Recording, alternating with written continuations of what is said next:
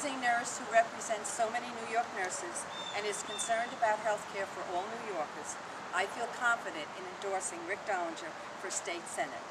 We wish him great success in his campaign. I greatly appreciate this endorsement. Nurses are at the forefront of working New Yorkers. I don't think anyone has worked harder for our healthcare system than the New York State Nurses Association and registered nurses across this state.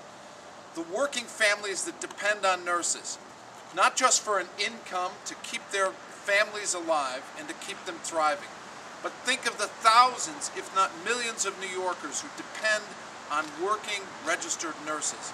The New York State Nurses Association represents that entire cadre of working people, and I am proud to accept their endorsement.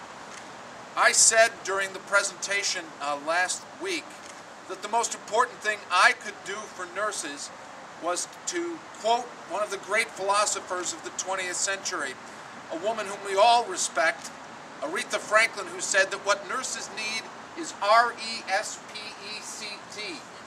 And that respect comes about in better staffing in hospital situations, in an improvement in working conditions for nurses, in increasing the educational attainment of nurses, to adopt the baccalaureate program to provide greater education support for nurses throughout this state.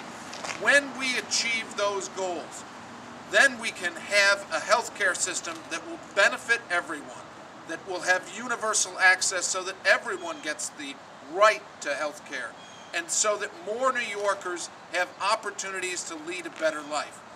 This endorsement is all about the working families that depend on nurses, both for their income and for their support in critical times of health care need. I'm extremely proud to be endorsed by the New York State Nurses Association. I take this as part of the continuing fight for working families, for better working conditions, for fairer wages, for better opportunity, for higher educational standards, and more realistic working conditions. I know with a Democratic majority in the Senate, all of those things are possible.